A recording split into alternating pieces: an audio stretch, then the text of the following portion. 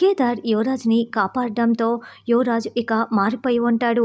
రే, నువ్వు ఒకరికి సారీ చెప్పాలి అని కేదార్ యువరాజ్ని ఎక్కడికో తీసుకువెళ్ళి ఉంటాడు.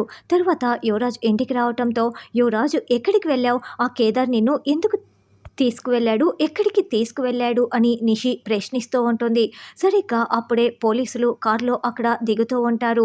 దాంతో కౌశికి వాళ్ళందరూ కూడా చాలా షాకింగ్గా ఇంటికి వచ్చిన పోలీసుల్ని చూస్తూ ఉంటారు. ఏంటి ఇన్స్పెక్టర్ గారు, ఎందుకు ఇలా వచ్చారు అని కౌశికి నిలదీస్తూ ఉంటుంది. మీ తమ్ముణ్ణి మేము అరెస్ట్ చేయటానికి వచ్చాము అని చెప్పడంతో యువరాజ్ షాకింగ్గా చూస్తూ ఉంటారు. ఏంటి, మా తమ్ముడు యువరాజ్ని మీరు అరెస్ట్ చేస్తున్నారా, ఎందుకు అని కౌశిక్ అంటోంది.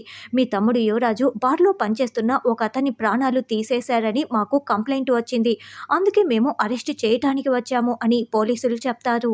దాంతో అందరూ షాకింగ్గా చూస్తూ ఉంటే యువరాజు టెన్షన్ పడుతూ ఉంటాడు. తనే చంపాడని ఎవరైనా చూసి కంప్లైంట్ ఇస్తే మీరు అరెస్ట్ చేయడానికి వచ్చారా, లేకుంటే సాక్ష్యంతో వచ్చారా అని ధాత్రి ప్రశ్నిస్తూ ఉంటుంది.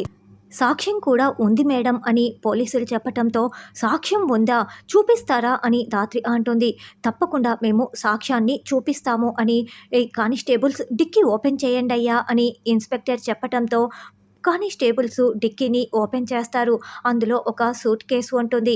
ఏమయ్యా, ఈ సూట్ కేసుని ఓపెన్ చేయండి అయ్యా అని ఇన్స్పెక్టర్ చెప్తాడు.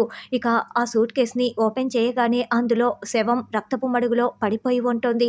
దాంతో యువరాజ్, ధాత్రి, కౌశికి, సుధాకర్, నిషి అందరూ కూడా చాలా షాకింగ్గా ఆ రక్తపు మడుగులో పడి ఉన్న శవాన్ని చూస్తూ ఉంటారు. అంటే ఆ శవం ఎవరిది, అసలు కేదార్ యువరాజ్ని ఎక్కడికి తీసుకువెళ్ళాడు, ఇప్పుడు యువరాజ్కి బదులుగా కేదార్ అరెస్ట్ అవుతాడా అన్నది రానున్న ఎపిసోడ్లో తెలుసుకుందాం.